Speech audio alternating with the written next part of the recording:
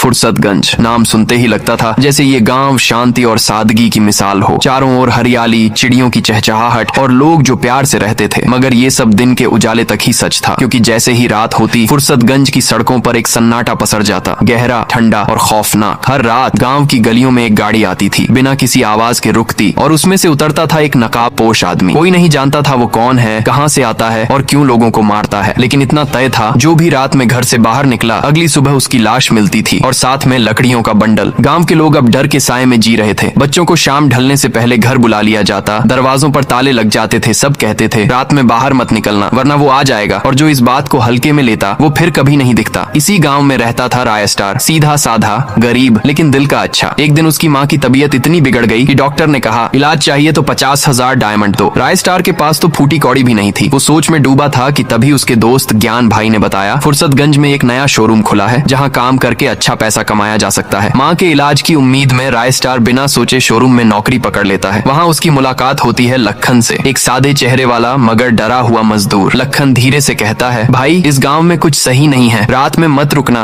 बहुत बुरा होगा। राय स्टार तो डर गया, लेकिन मजबूरी थी। माँ की हालत सोचकर वो काम करता रहा। शाम होते ही शोरूम के सारे मजदूर अपना काम छोड़ जल्दी जल्दी भाग जाते। लखन भी रोज राय स्टार को गाड़ी से घर छोड़ने लगा। हर रात वही गाड़ी आती, वही नकाबपोश आत्मा और एक नई लाश। गांव अब कब्रिस्तान बन चुका था। एक सुबह राय स्टार और लखन काम पर जा रहे थे तो देखा भीड़ जमा है। राय स्टार दौड़कर पहुंचा और जो देखा उसकी रूह कांप गई। एक आदमी की कटी हुई लाश, खून से लथपथ जमीन। राय स्टार फुसफुसाया ये किसने किया? लखन कांपते हुए बोला शायद वही था। एक दिन राय स्टार कहता है भाई आज मैं थोड़ा लेट आऊंगा। लखन डरते हुए बोलता है जो भी कर पर रात से पहले लौट आना। लेकिन उस दिन राय स्टार लेट हो गया। जब वो पैदल घर लौट रहा था तो अंधेरे रास्ते पर कुछ अजीब सी आवाजें गूंजने लगी और फिर सामने से वही गाड़ी आती दिखाई दी। राय स्टार छुपने ही वाला था कि उसमें से नकाबपोश आत्मा उतरा और पास के घर का दरवाजा खटखटाया। एक आदमी बाहर आया और अगले ही उसको मार दिया। राय स्टार पीछे मुड़ा और भागने लगा, लेकिन तभी उसे किसी ने पीछे से जोर का झटका दिया। उसकी आंखें बंद हो गईं, वो बेहोश हो गया। अगली सुबह गांव में फिर एक लाश मिली, वहीं लकड़ियों का बंडल। लोग कांप रहे थे। लखन राय स्टार को ढूंढता है और उसे एक सुनसान रास्ते पर बेहोश पड़ा पाता है। घर ले जाकर पूछता है क्या हुआ भाई? राय स्टार थरथराते हुए कहता है मैंने उसे अपनी आंखों से देखा, उसने फिर किसी को मार दिया और फिर मैं। लखन गहरी सांस लेता है और डरते हुए कहता है जो भी उसे देखता है वो ज्यादा दिन जिंदा नहीं रहता। अब अगला नंबर शायद तेरा है। अब सवाल ये है क्या राय स्टार भी उस आत्मा का शिकार बनेगा या नहीं? पार्ट 2 के लिए कमेंट करो नकाबपोश आत्मा।